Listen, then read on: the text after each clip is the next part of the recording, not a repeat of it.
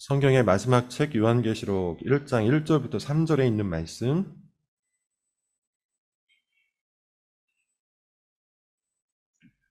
찾았으면 같이 한번 읽어볼게요. 시작. 예수 그리스도의 계시라. 이는 하나님이 그에게 주사 반드시 속히 일어날 일들을 그 종들에게 보이시려고 그의 천사를 그 종 요한에게 보내어 알게 하신 것이라. 요한은 하나님의 말씀과 예수 그리스도의 증거 곧 자기가 본 것을 다 증언하였느니라. 이 예언의 말씀을 읽는 자와 듣는 자와 그 가운데 기록한 것을 지키는 자는 복이 있나니 때가 가까움이라. 아멘. 오늘부터 요한계시록을 강해 설교하도록 하겠습니다. 요한계시록은 사실 교회에서 잘 설교되는 책이 아니죠. 예전 대학 시절이었던 것 같아요. 제가 단기 선교를 갔을 때 어떤 여학생과 대화를 나눈 적이 있었는데 성경 읽기와 관련된 그런 대화였습니다. 그 여학생은 자기 오빠와 굉장히 관계가 좋은 학생이었어요. 근데 그 오빠가 말하기를 성경은 신약만 읽으면 된다. 그런데 신약에서도 요한계시록은 읽지 말라. 너무나도 무서운 책이기 때문에 네가 시험에 들까 두렵다. 뭐 이렇게 이야기를 했답니다. 당시에는 저도 대학생에 불과했고요. 성경에 대해서 잘 몰랐기 때문에 그냥 그런가 보다 했습니다. 실제로 당시 저 역시도 요한계시록을 읽은 적이 없었어요. 사실 저 역시 목회를 하기 전까지, 그러니까 30살이 되기 전까지 일반 교인으로 살아갔었는데 교회 안에서 신앙생활을 하면서 요한계시록 설교를 들은 적이 한 번도 없습니다. 설교는커녕 강의를 들어본 적도 없고 뭐 소모임 성경 공부를 해본 적도 없어요. 그러고 보면 제가 이제 목회가 20년 차로 접어들고 있는데 요한계시록 전체를 설교한 기억도 없는 것 같습니다. 부교육자로 사역을 했을 때 요한계시록 7교회에 대한 설교를 한 적은 있었어요. 그리고 청년들을 대상으로 그리고 어른들을 대상으로 요한계시록 강의를 한 적은 있었습니다. 하지만 설교를 한 적은 없습니다. 이처럼 교회 안에서 요한계시록 설교가 많이 이루어지지 않는 것에는 이유가 있어요. 여러 가지 이유가 있는데 아주 간단하게만 보면 너무 어렵기 때문이죠. 읽어본 사람은 알 겁니다. 근데 아마 대부분의 사람들이 읽지도 않았을 거예요. 내용 자체가 너무 어렵죠. 상징이 너무 많습니다. 비유가 너무 많아요. 그리고 내용도 상당히 난해합니다. 그래서 어떻게 해석해야 할지 그냥 읽는 것만으로는 사실은 그 의미를 추적하기가 상당히 어렵죠. 또 앞서 예를 들었던 그 여학생의 말처럼 내용이 다소 무섭습니다. 하늘에서 불이 떨어지는 이야기가 있고 기근과 재난이 일어나는 이야기가 있고 전쟁으로 수많은 사람들이 죽는 그런 이야기가 있어요. 그러다 보니 사람들이 요한계시록 읽는 것에 아주 커다란 부담감을 느끼죠. 그 해석의 어려움 그리고 그 내용의 무거움 때문에 교회 안에서 요한계시록은 거의 다루어지지가 않습니다. 솔직히 말해서 설교자의 입장에서도 요한계시록은 설교하기가 너무 어려워요. 두 가지 정도 이유가 있는 것 같아요. 첫 번째, 요한계시록에는 어려운 단어들이 굉장히 많이 나오는데요. 그것을 해석하려면 성경 전체의 이야기가 숙지되어 있어야 하기 때문이죠. 전제되어 있어야 된다는 겁니다. 그래서 성경에 익숙하지 않은 사람들에게 계시록을 설교하려면 아주 자세한 설명이 필요합니다. 금초대는 무엇이고, 일곱 이는 무엇이고, 숫자의 상징은 무엇이고 등등 해석하고 전달해야 될 내용들이 너무 많기 때문에 설교자의 입장에서 제한된 시간을 갖고 설교를 하는 사람의 입장에서 요한계시록은 설교하기 참 어려워요. 두 번째, 이런 해석의 난해함, 어려움을 뚫는다고 해서 다 끝나는 것이 아닙니다. 이 해석을 통해 그 주제를 전달을 해야 하는데 그 주제를 선명하게 전하기가 쉽지가 않아요. 예를 들어 요한계시록에 보면 7인을 떼는 게 차례대로 나옵니다. 첫째 인을 떼고 둘째 인을 떼고 그리고 그것이 끝나고 나면 7 대접을 엎는 이야기가 나와요. 첫 번째 대접을 엎고 두 번째 대접을 엎고 그리고 나면 나팔을 부는 이야기가 나옵니다. 첫 번째 나팔이 두 번째 나팔이 등등. 그런데 그럴 때마다 온갖 재난과 재앙들이 나오는데요. 계속해서 반복하여 나타나요. 이런 것들은 분명히 우리에게 두려움을 줍니다.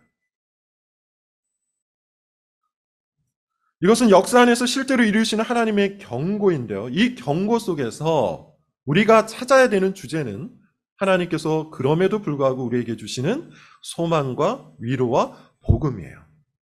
그런데 그 주제를 찾아내는 게 설교자의 입장에서도 쉽지가 않아요.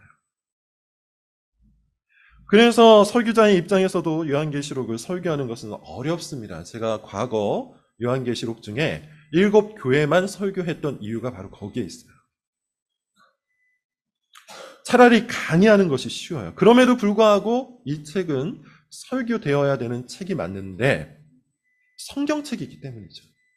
다른 65권의 다른 책들과 마찬가지로 요한계시록도 하나님께서 우리에게 주신 성경책이기 때문에 다른 성경책이 설교되어야 마땅하다면 요한계시록도 설교되어야 돼요. 성경은 창세기만 중요한 것이 아니고 로마서만 중요한 것이 아니고 모든 책이 다 중요한데요. 거기에는 요한계시록도 포함되어 있다는 말입니다. 그런 의미에서 저 역시도 아주 큰 마음을 먹고 이 책을 설교하기로 결정을 했습니다. 여러분들도 다시 마음을 다잡고 저와 함께 이 요한계시록이라는 다소 어려운 책을 함께 들여다볼 수 있기를 바랍니다. 특별히 여러분들은 어떨까요? 설교자는 설교자이기 때문에 요한계시록을 설교한다고 치고 일반 교인의 입장에서도 요한계시록을 읽어야 되는 충분한 이유가 있을까요? 저는 충분한 이유가 있다고 생각합니다. 5가지 이유를 좀 설명을 드리겠습니다. 오늘 설교는 그 이야기로 좀 마무리를 지어보겠는데, 첫 번째, 교인들이 요한계시록을 읽어야 되는 이유. 첫 번째는 이 책이 예수님의 말씀이기 때문이죠. 앞으로 설명을 하겠지만 이 책은 사도 요한이 쓴 책이에요. 반모섬으로 유배를 당하고요. 거기에서 예수님이 나타나셨고 말씀하셨어요. 그리고 그 말씀을 받아서 기록한 게 요한계시록입니다. 자, 오늘 본문 1절인데 1절이 이렇게 시작을 하네요. 제가 읽겠습니다. 예수 그리스도의 계시라. 이는 하나님이 그에게 주사 반드시 속히 일어날 일들을 그 종들에게 보이시려고 그의 천사를 그 종 요한에게 보내어 알게 하신 것이라. 예수 그리스도의 계시라고 하죠. 하나님께서 주신 예수 그리스도의 계시. 계시가 무슨 뜻입니까? 드러내어 밝히다 라는 뜻이에요. 비밀로 쌓여있는 것을 드러내어 밝히다. 그런데 이것을 조금 넓게 확장을 하면요. 말씀이라는 뜻입니다. 말씀. 즉 요한계시록은 예수 그리스도의 말씀이에요. 이 말씀을 왜 주셨다고 하죠? 앞으로 일어날 일들을 그 종들, 다시 말하면 믿는 자들에게 보이시려고 주셨다. 이 책에 적혀있는 일들, 앞으로 일어날 일들, 그 예언에 대해서 우리가 알기를 원하셔서 계시를, 말씀을 주신 거예요. 사실 여러분 이거보다 더 강력한 이유가 있을까요? 예수님의 말씀이다. 이거보다 더 강력한 동기부여가 있을까요? 우리는 예수님을 믿는 사람으로 당연히 예수님의 말씀을 읽어야 되겠죠. 들어야 되겠죠. 알아야 합니다. 요한계시록 2장, 3장에는 7교회 이야기가 나옵니다. 에베소 교회부터 시작해서 쭉 나와요. 그때 더 자세히 말하겠지만 사실 이 7교회 이야기를 통해서 우리가 알아야 되는 것은 우리는 단순히 예수님을 믿는 사람이 아니요 예수님의 다스림, 통치를 받는 사람들이라는 겁니다. 예수님을 믿는다는 말이 예수님의 통치를 받는다. 이 말과 동의어라는 거예요. 그게 교회입니다. 예수님의 통치를 받는 사람들의 모임. 그게 교회예요. 제가 누누이 말씀을 드린 것처럼 교회는 커뮤니티, 공동체가 아니라 하나님 나라입니다. 주님의 통치가 있는 하나님의 나라예요. 그렇다면 예수님은 교회를 어떻게 다스리실까요? 제가 요한계시록 2장, 3장에서 말씀을 드리겠지만 말씀을 통해서 다스리세요. 자기 말씀을 통해. 그런 의미에서 교회는 합의체가 아니죠. 사람들의 의견을 받아서 그 의견을 따라 교회의 이모저모를 결정하는 공동체, 커뮤니티가 아닙니다. 교회는 위로부터 내려오는 하나님의 말씀, 더 정확히 말하면 교회의 머리가 되시는 그리스도의 말씀을 쫓아서 그리스도의 말씀의 통치를 받아서 이루어져 가는 교회예요.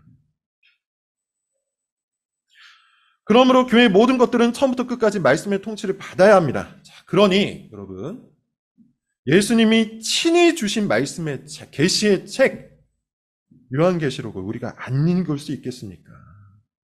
교회로서 당연히 이 책을 읽어야 되는 것이죠. 들어야 되는 것이고 공부해야 돼요. 두 번째, 교인들이 이 계시록을 읽어야 되는 두 번째 이유, 이 책이 성경의 마지막 책이기 때문이에요.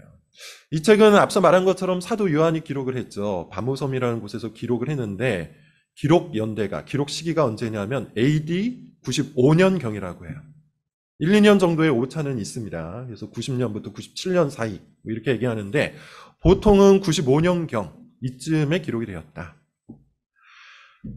중요한 것은 그게 아니라 성경 66권 중에 가장 마지막에 기록된 책이 바로 요한계시록이라는 겁니다. 이 말이 왜 중요할까요?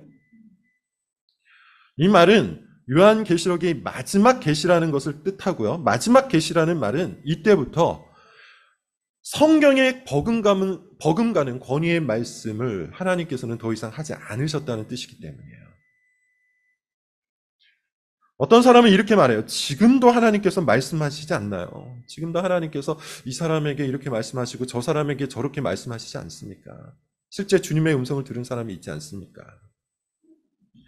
뭐 그럴 수도 있겠죠. 그러나 그 말씀이 어떠한 말씀이든지 간에 성경에 버금가는 권위일 수는 없어요.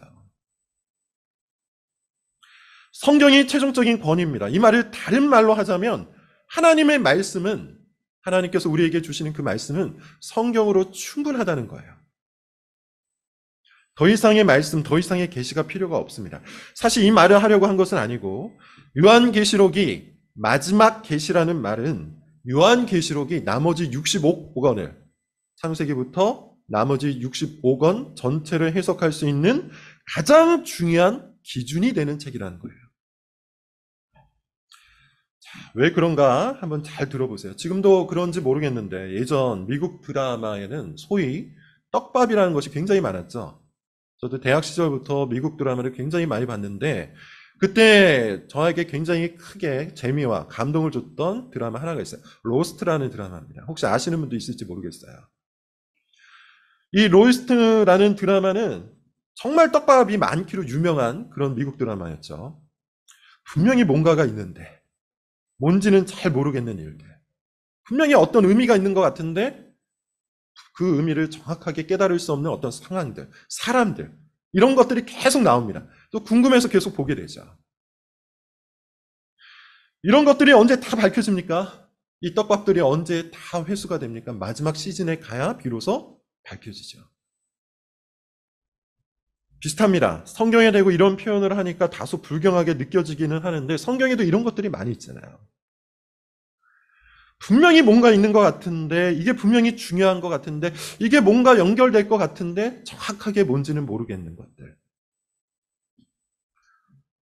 이런 식으로 의미는 있어 보이지만 정확하지는 않은 것들, 그런 게 사실 구약에서부터 얼마나 많이 있습니까? 아마 구약부터 꾸준하게 성경을 읽어오신 분들은 그런 것들을 많이 느꼈으리라 생각을 합니다. 그런데 이 모든 떡밥들, 우리를 궁금하게 했던 그 모든 것들이 언제 밝혀집니까? 마지막 시즌, 마지막 계시, 즉 요한계시록을 통해서 드러나고 밝혀지는 거예요. 그래서 요한계시록이 다른 서신서와는 다르게 예수 그리스도의 계시라, 곧 드러내어 밝히는 말씀이다 라고 말하는 이유가 거기에 있는 것이죠. 게얼더스 보스라는 분이 계십니다. 개혁주의 신학자신데 성경신학이라는 아주 유명한 책을 쓰셨어요. 게얼더스 보스가 그 책에서 이런 말을 합니다. 종말이 창조를 앞선다. 종말이 창조를 앞선다. 많은 의미가 있습니다. 사실 신학을 공부하는 사람의 입장에서, 성경을 공부하고 성경 신학을 공부하는 사람의 입장에서 이 말은 정말로 많은 함의가 있어요. 이걸 다 말씀을 드릴 수는 없고 간단히 이야기하면 이런 거예요. 우리는 시간 속의 존재라서 늘 시간을 어떤 식으로 이해합니까? 시작이 있고 과정이 있고 결말이 있다. 이런 식으로만 이해를 하죠. 그러나 하나님은 시간 밖의 존재세요. 그래서 결말을 만드시고 시작을 여시는 거죠. 그래서 여러분, 우리가 성경에서 배운 것처럼 예정론이 가능한 겁니다. 그래서 우리가 성경에서 배우는 것처럼 절대 주권이 가능한 거예요. 이사야 46장 10절, 내가 시초부터 종말을 알리며 아직 이루지 아니한 일을 옛적부터 보이고 이르기를 나의 뜻이 설 것이니 내가 나의 모든 기뻐하는 것을 이루리라. 시초부터 종말을 알린다. 아직 이루지 아니한 일을 옛적부터 보였다. 그리고 반드시 자신의 뜻을 이루신다. 어떻게 이런 일이 가능하겠습니까? 하나님께서는 먼저 결말을 쓰셨기 때문이에요. 그래서 종말론적이라는 표현을 많이 쓰는데요. 종말론적 입장에서 하나님 나라는 이루어가는 것이 아닙니다. 종말론적 입장에서 하나님의 나라는 우리가 만들어가는 것이 아닙니다. 완성된 그 나라가 이 역사 속에 침투하는 거예요. 다소 어려운 말인데 제가 요한계시록을 설교하면서 계속 설명을 좀 드려보도록 하겠습니다. 그런 의미에서 요한계시록은 나머지 성경책을 해석할 수 있는 가장 중요한 책이에요. 종말에 관한 책이기 때문이죠. 쉽게 말하면 이겁니다. 창세기를 창세기로만 해석하면 정확한 답을 찾기 어려워요. 마태복음을 마태복음으로만 해석을 하면 마찬가지로 하나님의 뜻을 완전하게 해석해낼 수가 없어요. 마지막 계시, 곧 요한계시록의 빛 속에서 성경을 해석할 때 비로소 우리는 제대로 된 성경 해석을 할 수 있는 겁니다. 예컨대 여러분 창세기에 보면 창세기 3장 16절에 보면 여자의 후손이라는 말이 나오고 뱀의 머리라는 말이 나옵니다. 여자의 후손이 뱀의 머리를 부순다는 얘기가 나와요. 만약에 성경에 창세기만 있고 나머지 책이 없다. 우리가 이걸 제대로 해석해낼 수 있을까요? 그러나 요한계시록에 보면 여자의 후손이 누구이고 뱀이 무엇이고 그 머리를 깬다는 것이 무엇인지 정확하게 해석을 해줍니다. 우리가 앞으로 공부할 거예요. 그런 의미에서 요한계시록의 빛, 이 마지막 계시를 통하여 나머지 성경들을 해석하는 것. 이것이 굉장히 중요하기에 우리는 요한계시록을 읽어야 되는 것이죠. 이왕 말이 나왔으니 이 부분에 대해서 조금만 더 설명을 하겠습니다. 지금 방금 말씀드린 그런 방식을 계시의 점진성이라고 해요. 계시의 점진성. 점진성 무슨 뜻입니까? 점점 발전하고 완성된다는 그런 뜻이죠. 창세기 그 자체의 계시로는 완전해요. 그러나 완성된 계시는 아니에요. 이 말의 의미를 여러분 잘 이해를 해보세요. 창세기 그 자체는 완전한 계시지만 완성이 되어 있는 계시는 아니에요. 마태복음도 마찬가지입니다. 그 자체의 계시로는 완전하지만 완성된 계시가 아니에요. 마태복음보다 로마서가 더 완성된 계시를 말하고 있고요. 그리고 로마서보다 요한계시록이 더 완성된 계시를 말하고 있어요. 그래서 우리는 신약을 통해 구약을 해석하는 거죠. 그래서 우리는 서신서를 통해 복음서를 해석하는 것이고 계시록을 통해 나머지 성경을 해석하는 거예요. 이런 계시의 점진성을 무시하고요. 그냥 문자 자체에만 집착하는 성경 해석을 잘못된 성경 해석이라고 하는 거고 제가 몇 번 말씀을 드린 것처럼 세대주의 신학이 그런 성경을 해석하는 겁니다. 그 영향을 받은 일부 교단에서도 그런 해석을 고집하면서 성경을 제 멋대로 입맛대로 해석하는 사람들이 너무나도 많은데 이 모든 것이 성경의 점진성을, 점진적 계시를 제대로 이해하지 못하고 있기 때문에 나오는 오류인 것이죠. 우리가 요한계시록을 제대로 읽고 제대로 해석해야 하는 이유가 바로 여기에 있습니다. 자, 세 번째, 교인들이 계시록을 읽어야 되는 세 번째 이유. 방금 말한 것과도 관련이 있는데요. 우리가 요한계시록을 읽어야 하는 그 이유는 요한계시록을 잘못 해석하고 있는 이단들이 너무나도 많이 있기 때문이죠. 이미 알 겁니다, 여러분. 신천지라는 그런 이단이 있죠. 그 이단이 주로 붙잡고 있는 책이 요한계시록이에요. 신천지라는 말 자체가 요한계시록 21장에 있는 새하늘과 새 땅이라는 말이죠. 신천지. 새로운 하늘과 새로운 땅. 사실 여러분 신천지만이 아닙니다. 천부교라고 여러분 아십니까? 과거에 전도관으로 유명했는데 이름이 바뀌었어요. 천부교. 그리고 하나님의 교회, 구원파, 만민중앙교회, JMS 유명한 모든 이단들이 요한계시록을 중심으로 해석을 합니다. 한 예를 들면 신천지는 현 교주인 이만희와 더불어서 홍종효라는 사람이 함께 시작을 했어요. 우리는 지금 이만희만 알지만 사실 신천지가 시작될 때는 이만희와 홍종효라는 두 사람이 같이 했습니다. 그러다가 두 사람이 다투면서 홍종효가 신천지에서 나가게 되었고요. 그때부터 이만희는 자기만 참된 증인이라고 합니다. 무슨 말이냐면 이만희와 홍준유가 있었을 때는 요한계시록에 두 증인이라는 단어가 나오는데 바로 우리가 두 증인이다. 이렇게 주장을 했다가 한 명이 나가니까 이제 나만이 참된 증인이다. 이렇게 주장을 하는 거예요. 근데 여러분 이게 얼마나 말이 안 됩니까? 요한계시록에는 두 증인 중 한 명이 나간다는 말이 전혀 없는데 무슨 근거로 그렇게 해석을 하는지 우리가 알 수가 없죠. 다 이런 식이에요. 신천지는 예수님을 구약에서 약속한 목자라고 합니다. 그래서 예수님께서 구약을 해석하는 능력이 있었다. 그리고 이만희는 신약에서 약속한 목자라고 해요. 그러면서 이만희만이 예수님의 계시 곧 요한계시록을 해석할 수 있는 능력이 있다. 이렇게 주장을 합니다. 그러면서 엉터리 해석으로 교인들을 유혹하고 있죠. 지금도 유튜브를 보시면 신천지 증거 장막 어쩌고 저쩌고 하면서 많은 가짜 영상들, 요한계시록을 가짜로 해석하는 영상들이 얼마나 많이 있는지 몰라요. 1년 전쯤이었던 것 같아요. 우리 교회가 속해 있는 동서울로의 서초 시찰 모임에 간 적이 있습니다. 그때 어떤 목사님께서 자기 교회에서 일어난 일을 나누어 주셨는데 신천지가 교회에 침투해서 큰 곤란을 겪으셨다고 해요. 처음에는 그냥 그런가 보다 했는데 사실 규모가 대단하더라고요. 한 300명 정도 되는 교회였는데요. 무려 50명 정도가 신천지였다고 해요. 300명 되는 규모의 교회에서 50명이니까 굉장히 많은 수죠. 그들 중에는 교회 장로도 있었고 집사도 있었고 권사도 있었답니다. 구역 모임 하나 전체가 신천지이기도 했대요. 자기 손으로 직접 교육하시고 함께 교회를 세우고 10여 년 동안 이런저런 일을 겪은 사람들이었는데 알고 보니 신천지였다고 아주 큰 충격을 받으셨어요.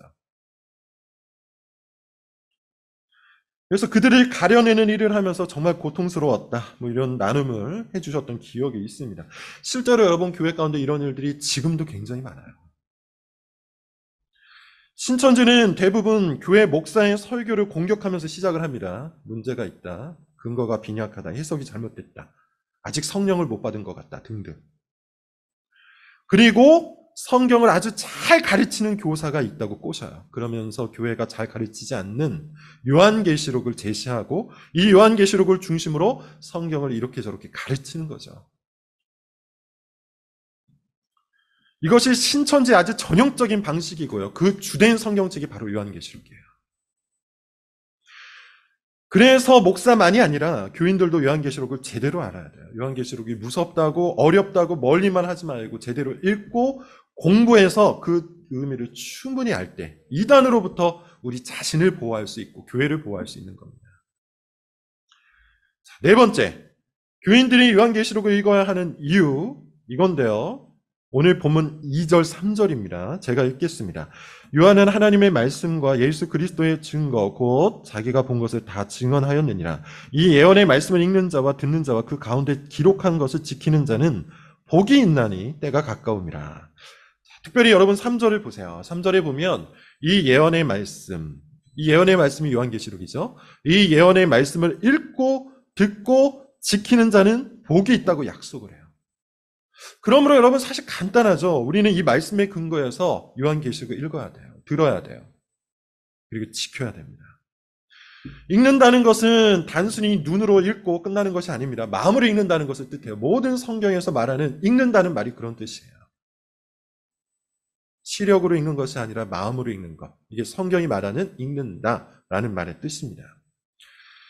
그리고 들어야 한다고 하는데요. 여러분 이 듣는다도 기본적으로 읽는다와 같은 말이에요. 무슨 말이냐면 당시 교회에서는 인쇄 기술이 발달되지 않았기 때문에 어떤 서신이 오면 그걸 바로 인쇄해서 프린트해서 나눠주는 것이 아니라 낭독자가 있었어요.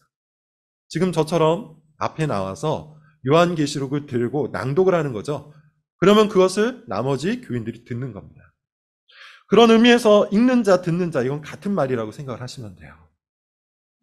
재미있는 표현은 그 다음인데요. 그 가운데에 기록한 것을 지키라고 한다. 자, 이 말이 요한계시록이 가지고 있는 성격을 보여주죠. 보통 우리는 요한계시록을 어떻게 이해합니까? 예언서다, 미래서다, 앞날에 일어날 어떤 일들을 시시콜콜하게 알려주는 다소 수수께끼와 같은 책이다. 이렇게 생각을 합니다. 그런데 여러분, 지금 이 말에 근거하면 요한계시록은 단순히 예언서, 단순히 미래서, 단순히 비밀서가 아니라 우리가 지키고 순종해야 되는 주님의 말씀이라는 걸 알 수 있어요. 앞으로 배우겠지만 요한계시록은 다른 성경책처럼 우리에게 순종을 요청합니다. 자, 마지막, 우리가 요한계시록을 읽어야 되는 그 마지막 이유는 이 책이 교회의 책이기 때문이에요. 자, 요거는 한번 읽어볼게요. 요한계시록 1장 11절입니다. 요한계시록 1장 11절 같이 한번 읽을게요. 시작. 이르되 내가 보는 것을 두루마리에 써서 에베소, 서머나, 버가모, 두아디라, 사대, 빌라델비아, 라오디게아 등 7교회에 보내라 하시기로. 이 예언의 말씀을 어디에 보내라고 하십니까? 두루마리에 써서 7교회에 보내라. 일단 이 7교회는 환상 속, 상상 속의 교회가 아닙니다. 역사 속에 실제했던 교회예요. 그러나 우리가 알아야 될 것은 이 요한계시록이 그 7교회만을 위한 책이 아니라는 것이죠. 7이라는 숫자가 중요해요. 7이라는 숫자. 앞으로 요한계시록을 해석하는 데 있어서 7이라는 숫자는 굉장히 중요한데 이미 여러분께서 어느 정도 아실 거예요. 7이라는 숫자는 상징적인 숫자인데 완전수라고 했죠. 완전수. 따라서 7교회라는 이 표현은 단순히 문자적 의미에서의 그 7교회만을 얘기하는 게 아니라 지상에 존재하는 모든 교회를 모든 교회를 포함하는 겁니다. 다시 말해서 예수님의 이 말씀, 이르되 내가 보는 것을 두루마리에 써서 7교회에 보내라 라는 이 말씀은 이 책, 요한계시록을 모든 교회에 보내라 라는 그런 뜻이에요. 그러므로 여러분, 아주 간단한 거죠. 요한계시록은 특정한 누군가에게만 주신 책이 아니고 특별한 단체에게만 주신 책이 아니에요. 모든 교회를 위한 책이에요. 역사 안에서, 그리고 지금 여기에서 존재하는 모든 교회는 그런 의미에서 이 책을 읽고 듣고 지켜야 하는 것이죠. 요한계시록을 읽어 나갈 때 이 책이 교회를 위한 책이라는 사실을 붙잡는 것은 굉장히 중요합니다. 왜냐하면 요한계시록에는 앞서 계속 말하고 있는 것처럼 수많은 경고가 나와요. 그리고 수많은 심판들이 나옵니다. 그리고 두려운 일들을 수없이 이야기를 해요. 우리는 종종 그런 반복되는 이야기를 듣다 보면 마음이 압도되어서 위협을 받기도 합니다. 그러나 여러분, 우리는 요한계시록을 그렇게 읽어서는 안 돼요. 두려움을 읽고 공포를 읽어서는 안 돼요. 어떻게 읽어야 됩니까? 이 경고를 듣고 돌이켜 회개하여 복음을 만나야죠. 예수님은 그런 목적으로 이 요한계시록을 교회에게 주신 거예요. 너희가 경고를 듣고 돌이켜 회개함으로 복음을 믿으라. 또한 예수님께서는 우리가 악인들의 심판을 바라보기를 원하십니다. 교회를 대적하고 진리를 대적하고 하나님 나라를 대적하는 그 악인들이 역사 가운데서 어떻게 심판을 받는지를 바라보기를 원하시고 우리가 끝까지, 교회가 끝까지 믿음을 지켜내기를 바라세요. 그래서 교회를 위해서 요한계시록을 주신 겁니다. 또 예수님께서는 우리가 두려운 일들에 압도되기보다는 오히려 그 두려움을 뚫고 소망이신 우리 주 예수 그리스도를 품고 하나님 나라 가운데서 살아가기를 바라시는 거예요. 쉽게 이야기하면 모든 시험과 모든 유혹에서 벗어나 오직 주님을 믿는 믿음 안에서 소망을 품고 하나님 나라에서 살아가도록 주신 교회의 책, 이게 요한계시록이에요. 결론입니다. 요한계시록은 쉽지가 않아요. 앞서 말씀드린 것처럼 설교자인 저에게도 아주 쉽지 않은 작업이고 나름대로 커다란 도전입니다. 아마도 여러분들이 설교를 정성껏 들어도 다 이해하기는 어려울 겁니다. 그만큼 쉽지 않은 책이에요. 그러나 여러분들에게 권면하기를 이왕 요한계시록 설교를 시작했으니 우리 모두가 한 마음을 품고 이 설교에 집중할 수 있기를 바랍니다. 설교 가운데서 역사하시는 성령이 우리 심령 가운데 새로운 일들을 행하실 수 있기 때문이에요. 동시에 하나 더 권면하고 싶은 것은 요한계시록에 관한 관심을 이번 기회에 좀 크게 두시고 요한계시록을 읽고 공부할 수 있기를 바랍니다. 중간중간에 계시록에 관한 추천책들을 제가 소개를 할 테니 그냥 설교를 듣고 끝내지 마시고 시간을 두고 한번 읽어보시고 요한계시록을 공부하여서 자기 것으로 삼을 수 있기를 바라요. 앞서 말한 것처럼 그 5가지 이유로 우리는 요한계시록을 읽어야 하기 때문입니다. 성경 전체를 요한계시록을 통해서 바르게 이해할 수 있는 아주 커다란 진리의 은혜가 이번 강해 설교에 성령께서 역사하심으로 여러분 가운데 임하기를 바랍니다. 기도하겠습니다.